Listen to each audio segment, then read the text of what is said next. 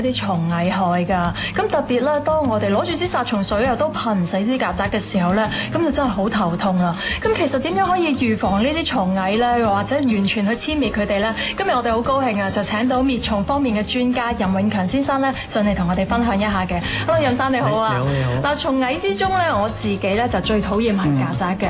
咁有時咧，佢哋咧就會飛入嚟我屋企啦。咁有時咧，我亦都會見到屋企咧會有啲爬細隻嘅曱甴㗎。咁其實喺香港咧有幾多種類型嘅曱甴咧？其實香港主要咧就兩種曱甴，一種咧就係美國曱甴，大隻啲嘅，我成日叫佢大曱甴。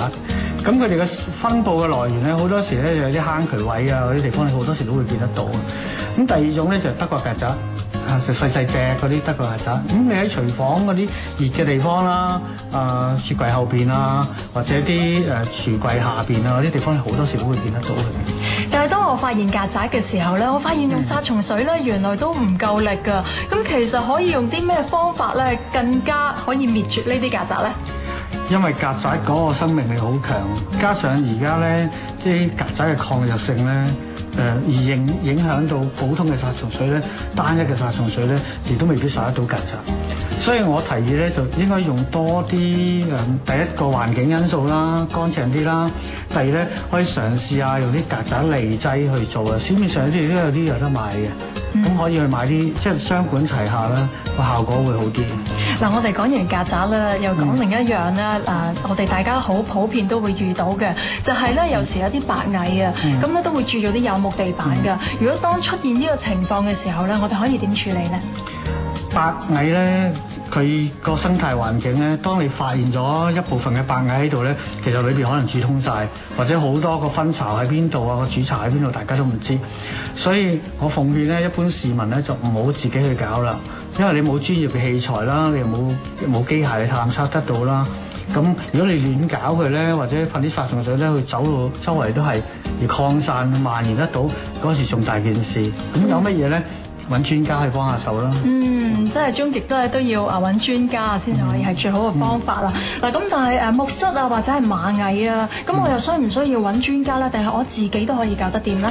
嗱，木虱咧好多時咧從外來環境因素去引致啦，譬如你去出邊去旅行翻嚟，或者有啲嘢帶咗翻嚟，或者附近有人有木虱嘢都翻嚟，咁所以我覺得最重要嘅方法咧，就乾爽啲啦，地方或者攞啲皮去曬啊，或者你清潔嘅時候咧，你知道吸好啲地方啦，譬如有啲床褥啊移開去吸啊，或者有啲地氈位啊咁樣，你多啲攞去乾爽啲曬下佢會好啲。或者有時而家有啲臭丸咧，擺啲臭丸喺度側邊啦，預防下佢啦，買啲漂白水啊，或者有啲新嚟嘅家私啦，譬如你屋企裝咗個櫃咁樣。買支殺蟲水噴下佢啲表面啊，等佢殘留咗喺度都會好啲。其實係咪真係木虱咧，多數都會依附喺啲木裏邊嘅咧？木虱主要咧靠吸人嘅血為生嘅。係。咁所以好多時咧，你發現咗木虱嘅地方咧，就喺你睡房裏邊啊，或者喺啲梳化啊、啲床褥啊、啲床氈啊嗰啲地方啊。咁我覺得就攞去乾洗下佢啦，或者你開抽濕機等佢乾爽啲。開窗曬啊，佢等咧空氣流通啲都可以解決到個問題。嗱，但係咧，我聽到任生你話咧，要保持家居清潔。其實咧，真係好多市民咧都有做噶咯，都已經好勤力去打掃屋企噶啦。但係咧，依然咧發現啦，呢啲蟲蟻係不絕嘅。咁你有啲咩方法啦，或者係建議咧，俾我哋咧？其實最重要知道咧，你屋企嘅害蟲係屬於邊一類別先。譬如曱甴啦，我哋知道去水道嗰啲地方，咁我哋咪倒啲漂白水落去稀釋嘅封咗佢咯。第二咧就係啲雪櫃啦，拉開佢啦，啲微波爐嗰啲吸下佢啊，即係後邊吸下佢就可以噶啦。咁屋企有木虱啦，咁開多啲抽濕機，開多啲窗，等佢空氣對流啲，乾爽啲，其實就可以預防得到佢。今日唔該晒任生啊，非常之有用嘅講解啊！